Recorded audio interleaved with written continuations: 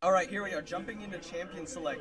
First ban is Leona against WDPO. Tom Kinch banned away from Urine Trouble. This must be target bans.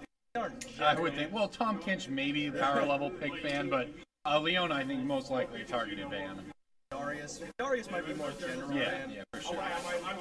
People still think, despite the performance of Darius recently, I think people still consider Darius one of the most frustrating things to play against. Yeah, it's maybe not necessarily that he's, quote unquote OP.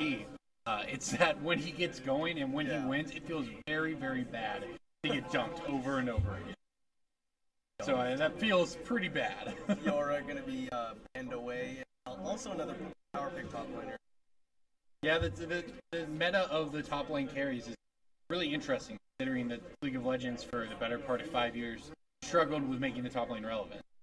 And it's just completely taken over in the last patch. And Kieran banned away from WDPO. Maybe somebody missed the memo. That's not actually legal in this tournament. Is it really?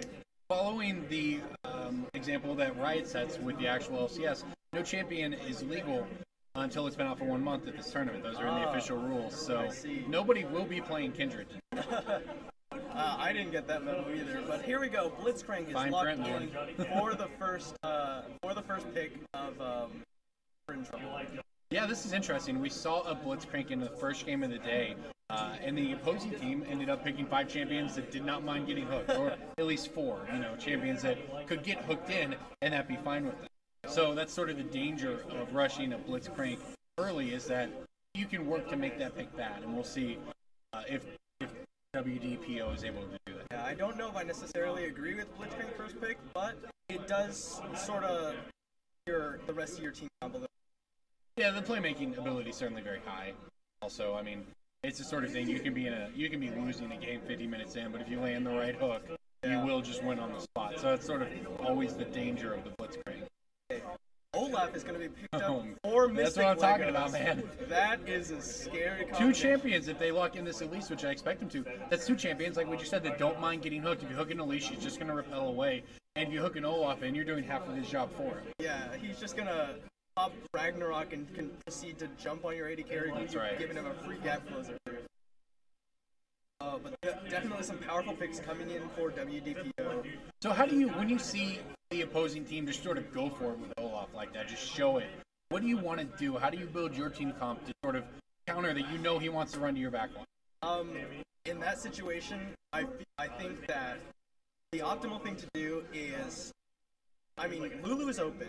Mm-hmm. You could pick up Lulu, just sort of pick up and wild growth your AD carry. Gives him a lot of ways, sort of. Yeah, and room to make mistakes, or at the very least survive the initial. Alternately, you could pick a top laner. Like, I think Gnar is actually very good in this situation. Might not win the lane, but has enough single target damage that they could probably try and burst down the Olaf before be able to take down Gary or whoever. Well, here's one we see that also isn't bad. Sivir, having the ability to just speed up the team, just run away from Olaf. Of course, you're not getting away from a Ragnarok Ghost Olaf, but you can certainly make it worse and put some distance between yourselves. But I think the idea behind this is Sivir to kite back. Olaf's going to be able to get into you, but the rest of the team is going to be farther away. That's exactly right. Focus him down. But it requires good coordination. Your team has to peel back as one and sort of punish that. If people are on different pages, some are trying to dive their back line while your back line's peeling away, you're splitting up, and that's probably going to go bad for you. So very much comes down to team coordination, and Garen wants to run in. So. Garen is interesting to play against Olaf in the top. Seeing a lot of Jinx today. Yeah, and they pick up a Lulu just to enable either the Jinx or the Olaf. And they pick it away too.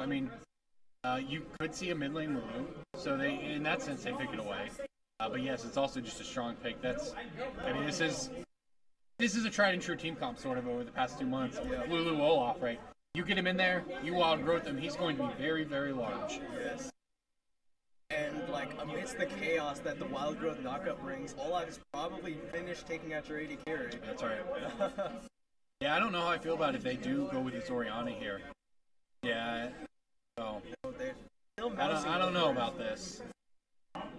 It's a very immobile mid laner. Can't get caught out. Ragnarok Jarvan. through. That's a wall. That'll work. It's pretty smart to pick if it is locked in against the Olaf. Can it sort of stop him in his tracks? I like that. And that makes a little more sense with Oriana. At least you have two targets you want to put the ball on. We'll see. We'll see how this works out. But I still think that Mystic Legos on Olaf is going to sort of be the focal point that this game revolves around. And a Black Shield. Wow.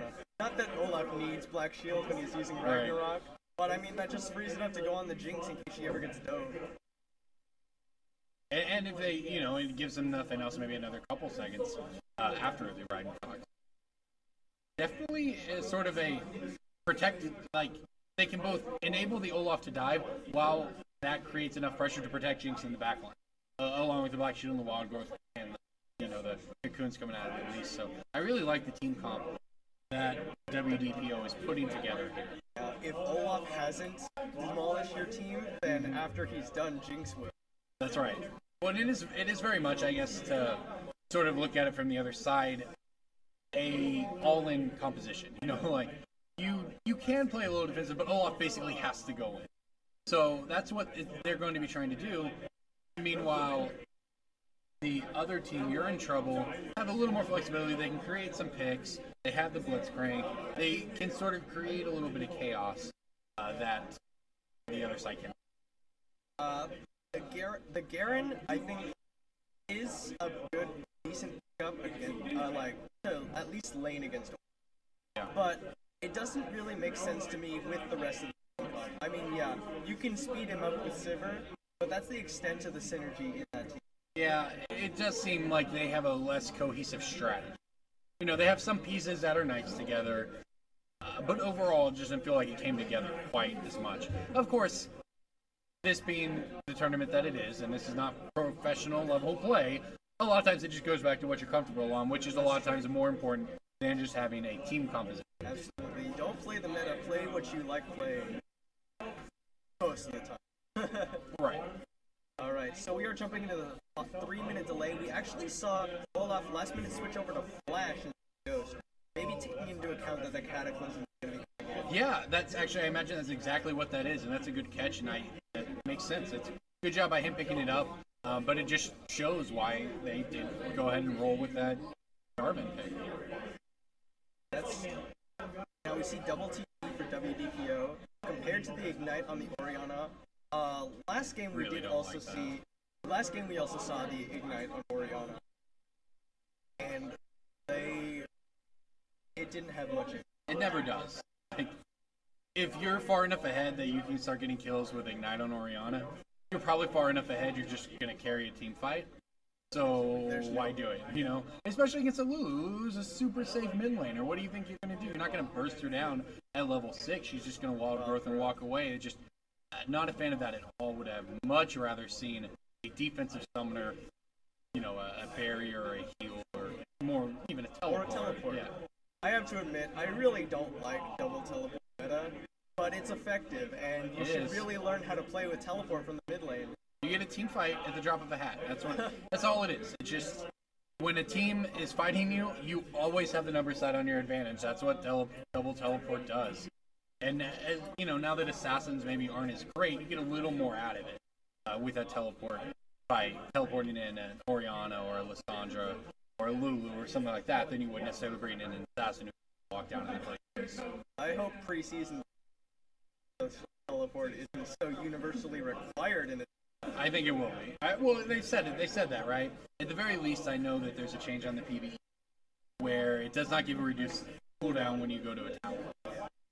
So that sort of, I guess, in one sense, that was there in the first place so that there was incentive to teleport to lane rather than just to fight, and they're taking that away. But at the same time, it just makes it more of a decision point to use it. You can't freely teleport to your lane and still have it up when you're team needs.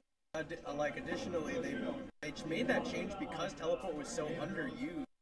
Mm-hmm. And then everyone started using it, and everyone realized, oh, this is actually very good. Yeah, I really don't think it was the buff or anything. That it was more like teams just realized the things you can do with it. Although it also sort of goes back to the game as it stands today is less single carry focus than it was a year and a half, 2 years ago. So Back when Faker 1v5 right. So yeah, when now supports don't insta-die to assassins, and assassins can't just sort of carry games on their own, you're more incentivized. Top lane focus meta that we have right now, it just so crazy how much impact a top laner can have. That's right. Well, and next year we get in the preseason changes that will come out before too long. Obviously, there's the huge rework to ADCs that will make them relevant again, I guess, or whatever the ADC lane is. I'm a mid laner, so I'm a Fizz main, and I got nerfed into the ground, so I'm just sort of not feeling too bad for him. We're two of a kind. We're in the same boat there. Fish fans unite. But we also get the, I believe it's the Baron Pit Monster. What is that called? Rift Herald. Rift Herald. That'll put some focus on the top lane that is not just teleport. Actually, probably give you more of an incentive to save your teleport or not teleport to bot lane. Well, it also gives you incentive to take an offensive summoner. Because if you're fighting over it with their top laner and getting that buff is worth it. That was bad. I mean, I enjoyed some APS for a little while in the middle lane. Smite Ez. But no, that was not healthy. I hated this. It was not healthy at all. Alright, here we go with the Blitzcrank invade. As expected. Some giant grapplers. Okay, at least gonna throw out that volatile spider lane. Just gonna Good job. Good defensive there, expecting the invade. Do they know this has been warded out? I don't think they maybe they probably. Or at the least they know that maybe we shouldn't be here anymore. Took their chance with Blitzcrank to try to get a freebie, did not work out, and now we look like we're going back to safer. Very important to get out of base as quickly as possible so that you can get there, not get.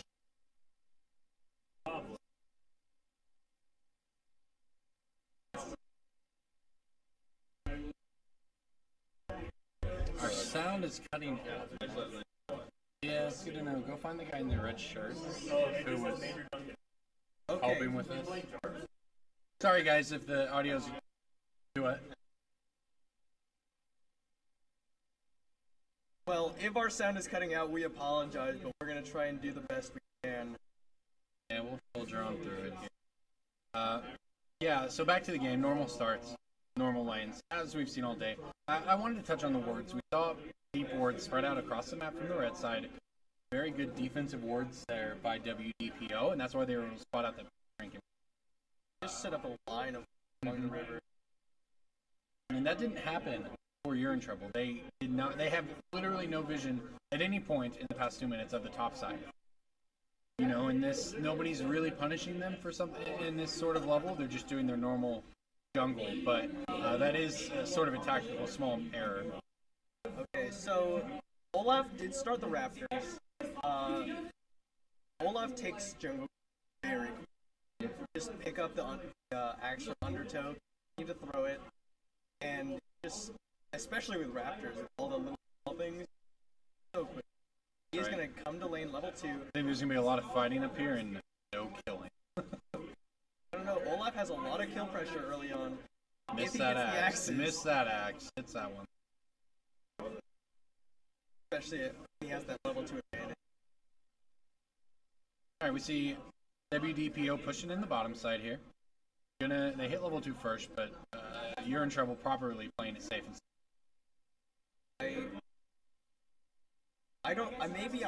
maybe I don't know as much as Legos, but I don't like the Doran Shield on either of these top. Okay. Why is that? Well, the Doran Shield, the passive reduces damage from auto attacks and single target abilities. Mm-hmm. I think he would have been better off if he wanted a defensive start to go Cloth 5. Okay. Maybe he did Doran Shield knowing he was going to take a camp level 1 and knowing that would... I mean, that makes sense. But Cloth 5 would have been much more effective, in my opinion, at reducing the damage coming in from Garen. And at the same time, Undertow is not single target, so Cloth 5 would have been better against that as well.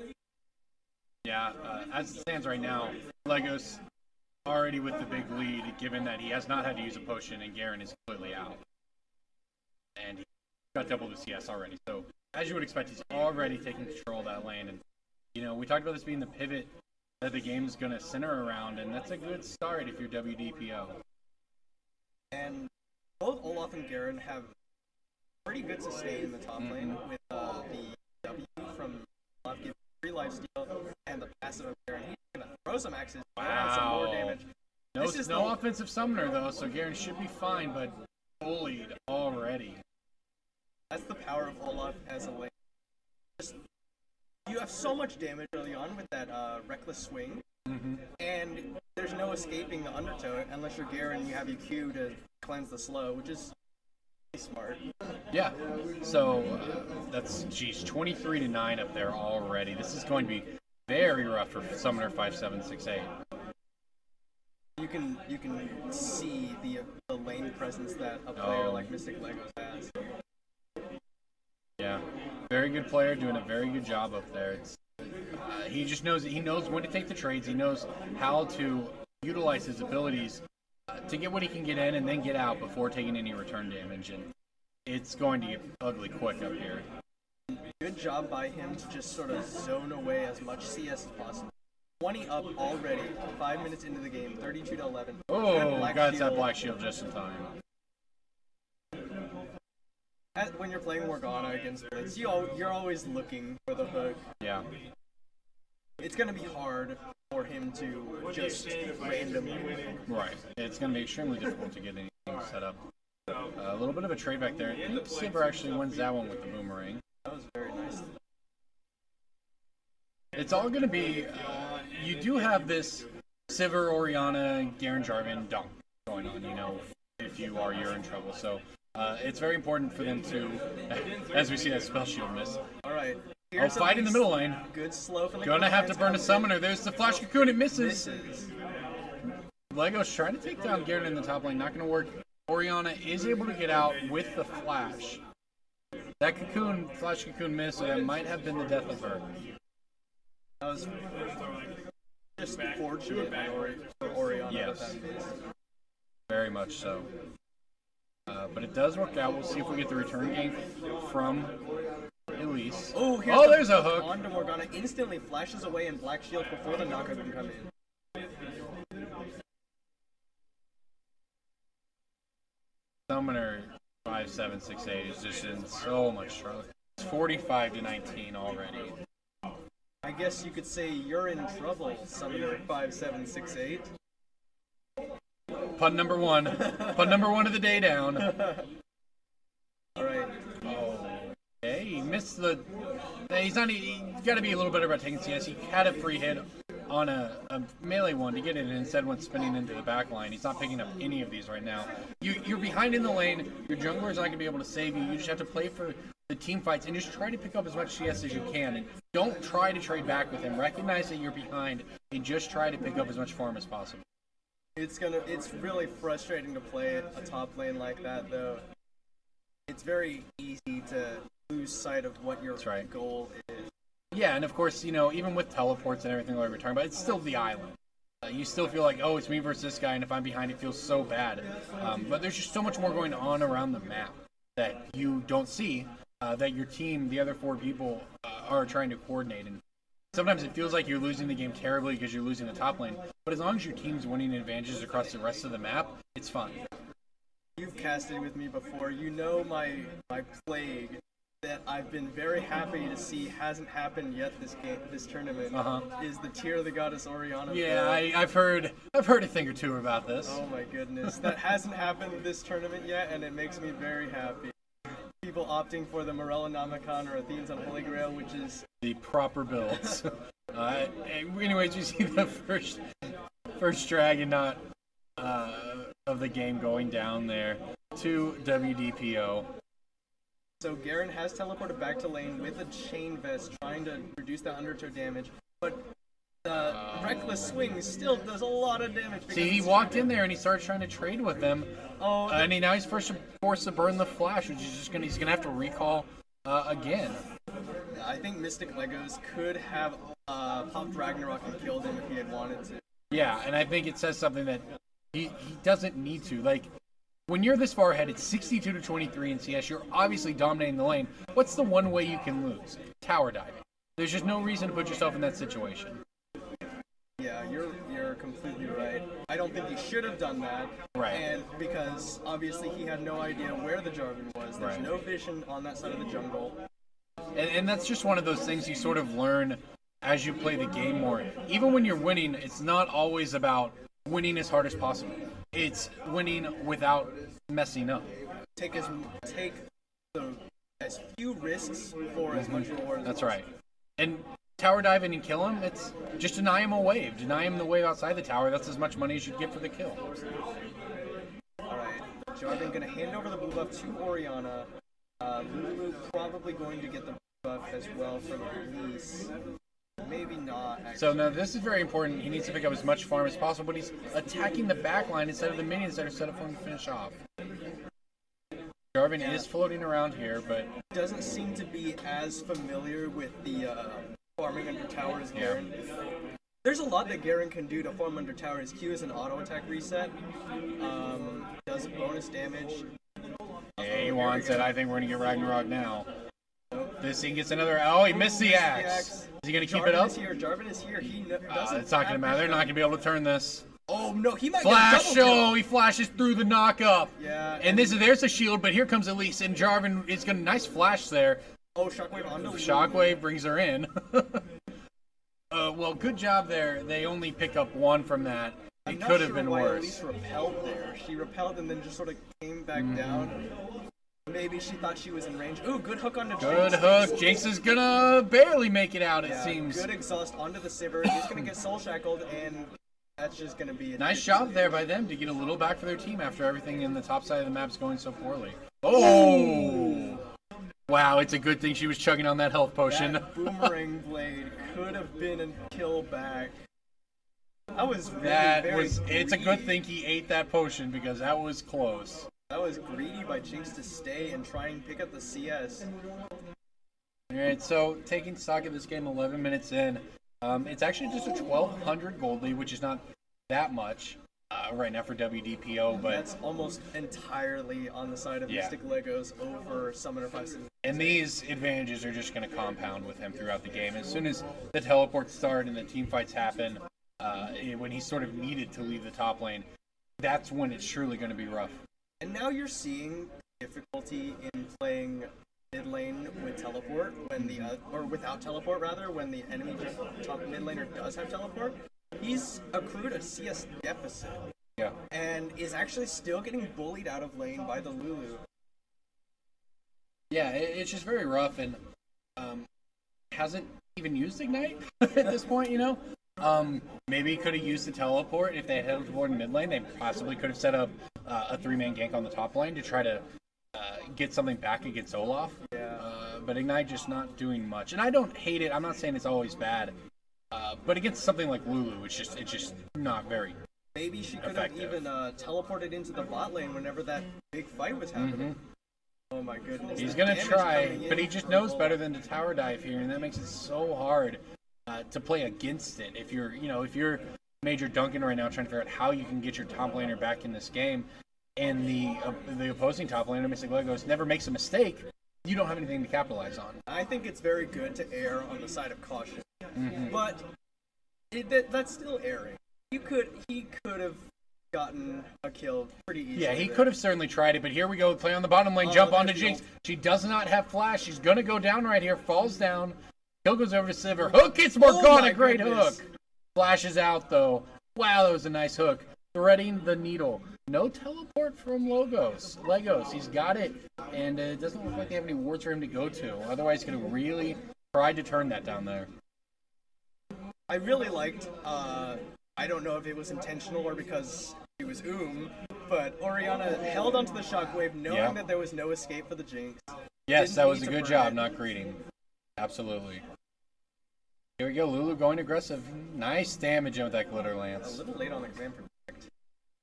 Well, tower does go down to Urine. Will they cut this deficit to 500 gold, which is very, very manageable. Additionally, that's the first tower of the game. That opens up the map quite a decent amount. Yeah, Garen being very greedy, looking for that experience, takes a lot of damage for it. They haven't made a play with Legos. Yes, he has these giant advantages we're talking about. It thus far has not translated to the rest of the map. He has over double the CS of Summoner 576. here at 14 minutes. Yeah, this is just one of those games you don't want to have to suffer through 45 CS in 14 minutes. But you know what? It's a conscious decision. We haven't seen Jarvan up there much. They sort of said, we're going to try to win the rest of the map. We're going to gank the bottom lane with Jarvan. You just do what you can up there and don't. That was not the correct decision. I don't know what happened there.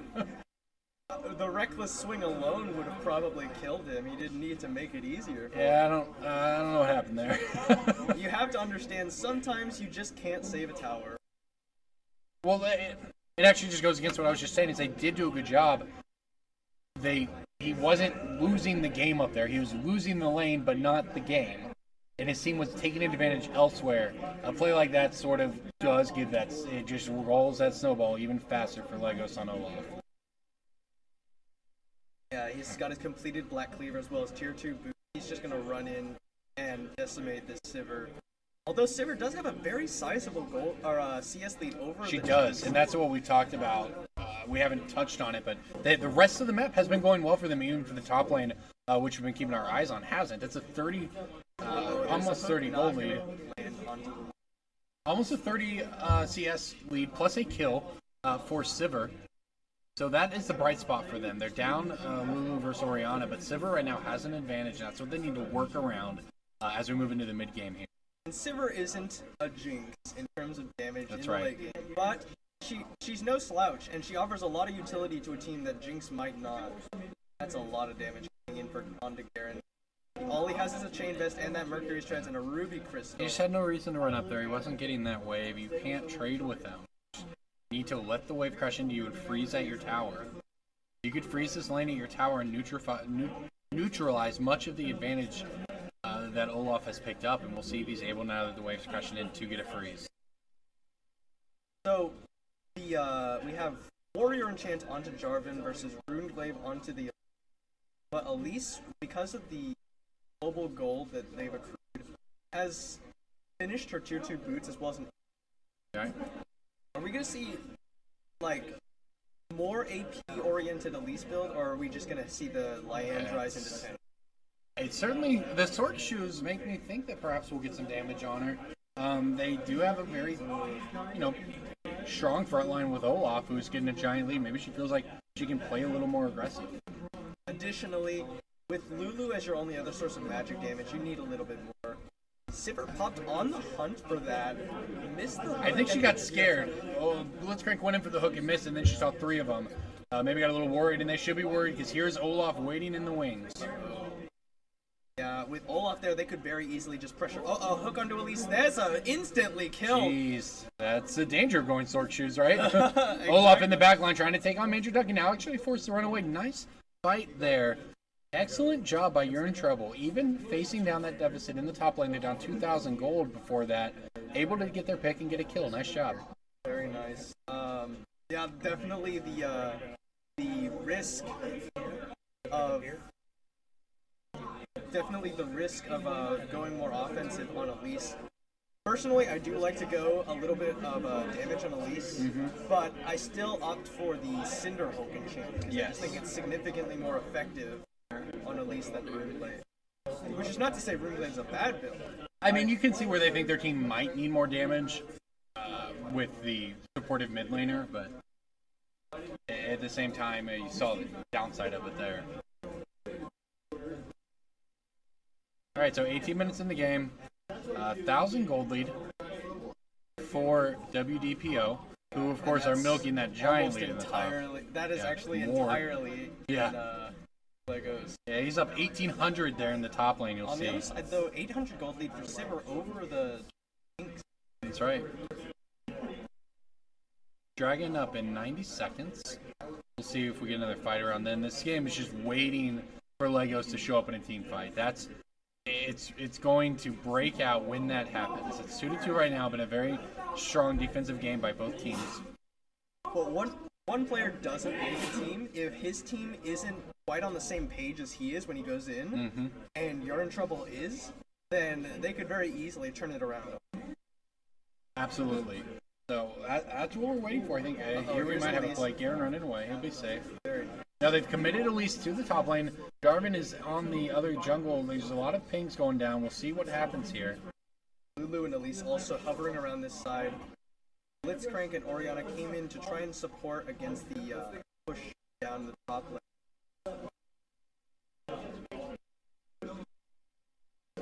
Yeah, we'll figure out the mic issue. We're doing our best here. The mic always on. Yeah, they might have turned it down too much, trying to correct for the sensitivity. Yeah, I'm gonna go get them. I'll be right back.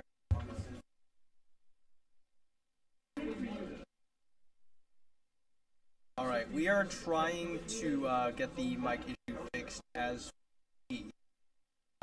Olaf is up 2 levels over Garen. It's going to make it very difficult for him to even stand in lane.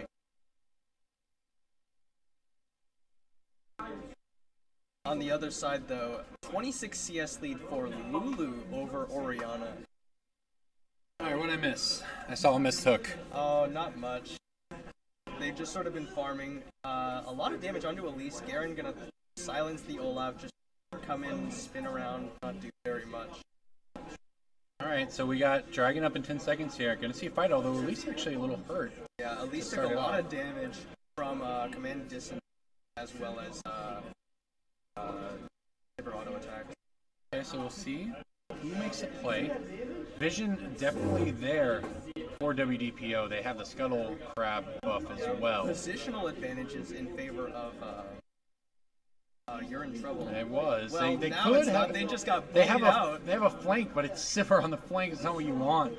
Although here comes the Dragon's gonna start poking down. At least actually can't take a ton of damage, though the shield certainly helps.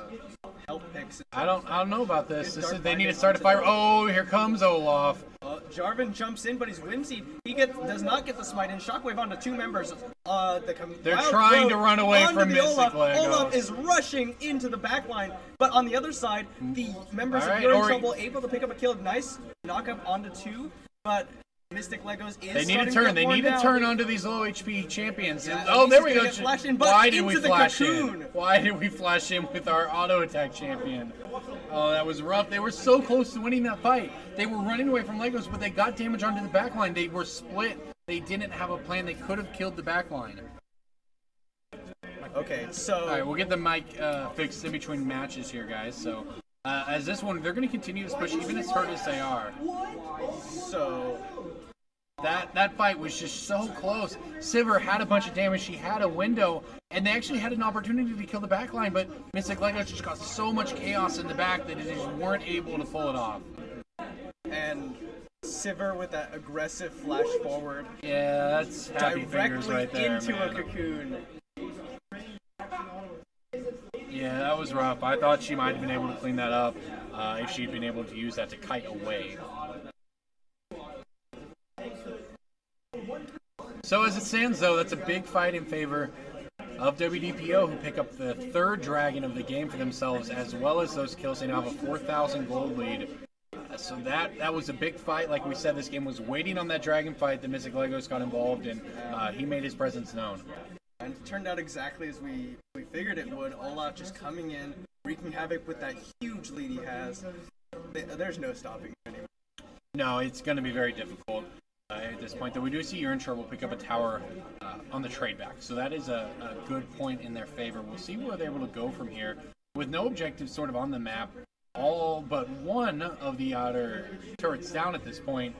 I'm not sure what will take to get these teams in a fight. Both teams seem content to just farm at this point. There's a point in a game when you become so behind that you can't, there's nothing you can do to outmaneuver your opponents. Right. So basically, you're stuck stalling until the gold lead becomes irrelevant.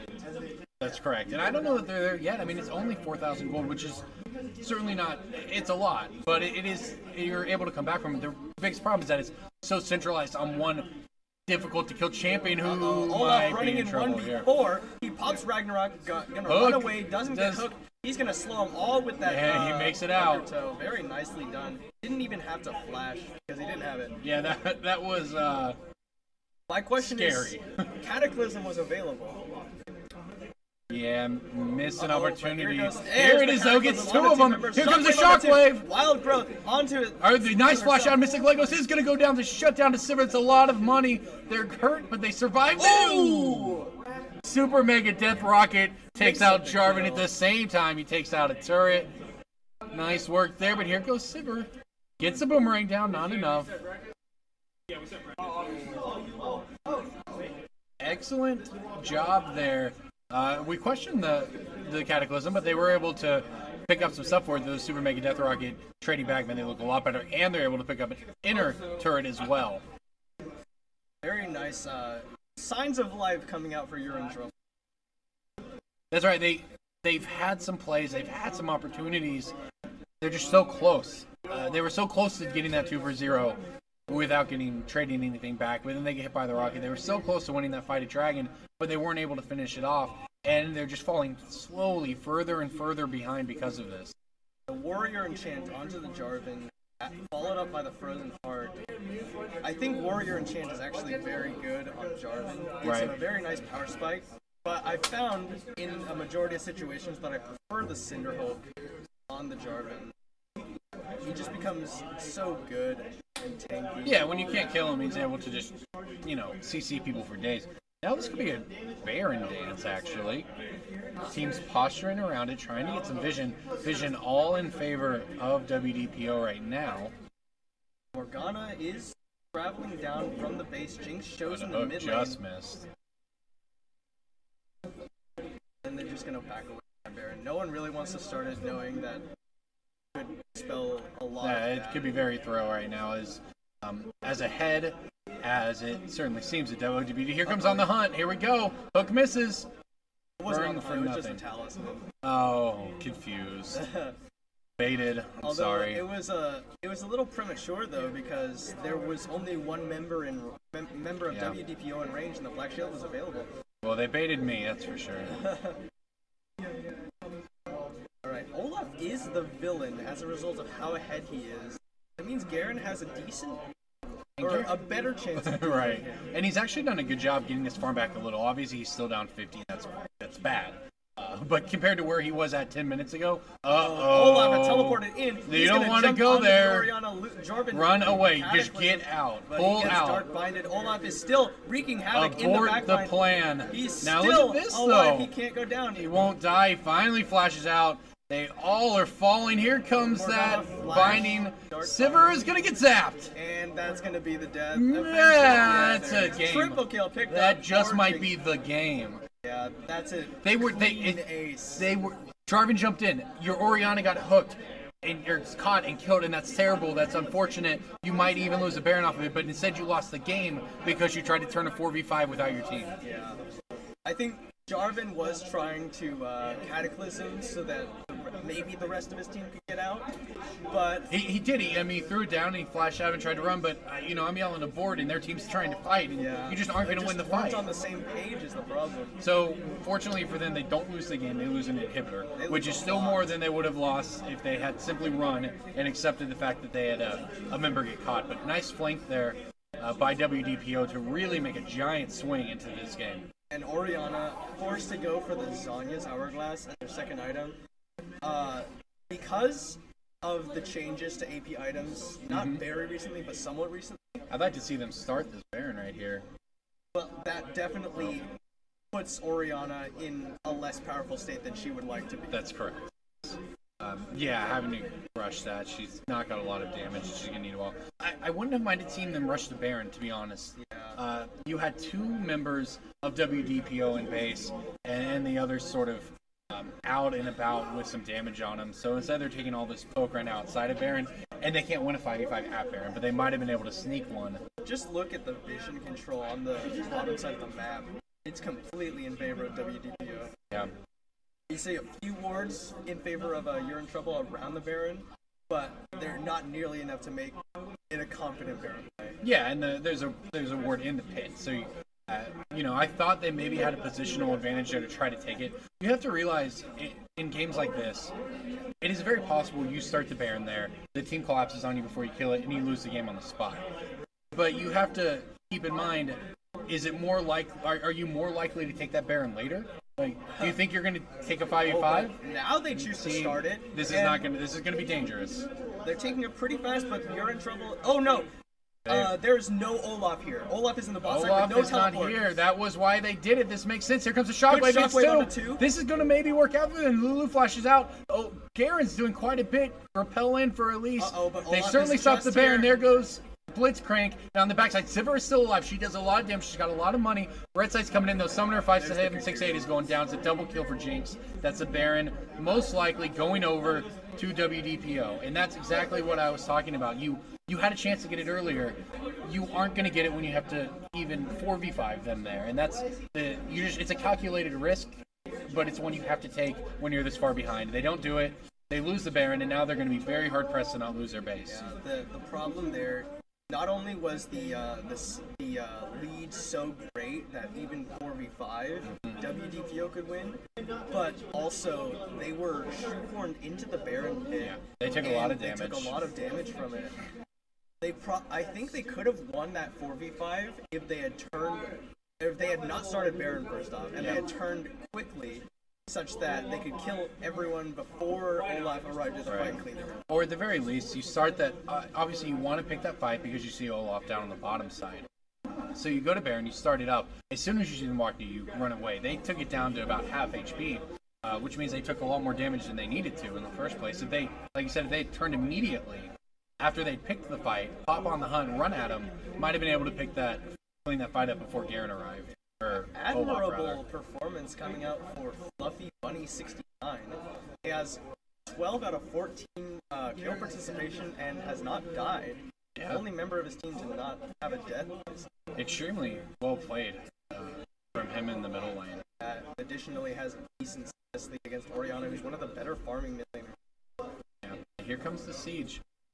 This is a dangerous binding lands. It's on Garen, so he'll probably be okay. There's the hook on Morgana. Good hook on Morgana. Cataclysm down the back. Shockwave hits too. They're taking damage from the turret as well, but they're losing so much on the backside. Summoner 5768 goes down.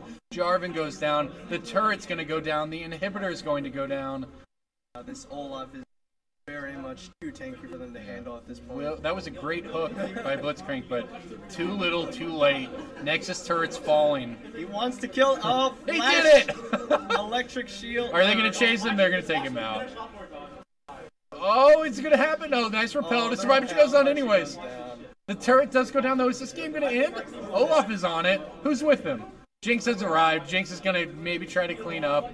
Or is they going to focus the Nexus? And they're going to add their KDAs. All right. There goes the Nexus.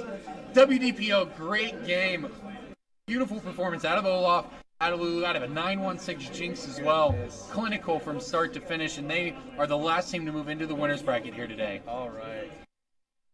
Okay, so let's look down the stats for just a second here. We have that ridiculous lead in favor of Olaf over the Garen. You're getting Legos and Quantum. Yeah, guys, stick around. We got an interview coming up with Mystic Legos, who you just saw in Olaf in that game, as well as Quantum Physics, Oklahoma's own challenger player. And mid laner for Mystic, if I'm not mistaken. This is going to be great. We get their perspective on that game and what allowed Olaf to have so much success up there. So look for that here in just a minute.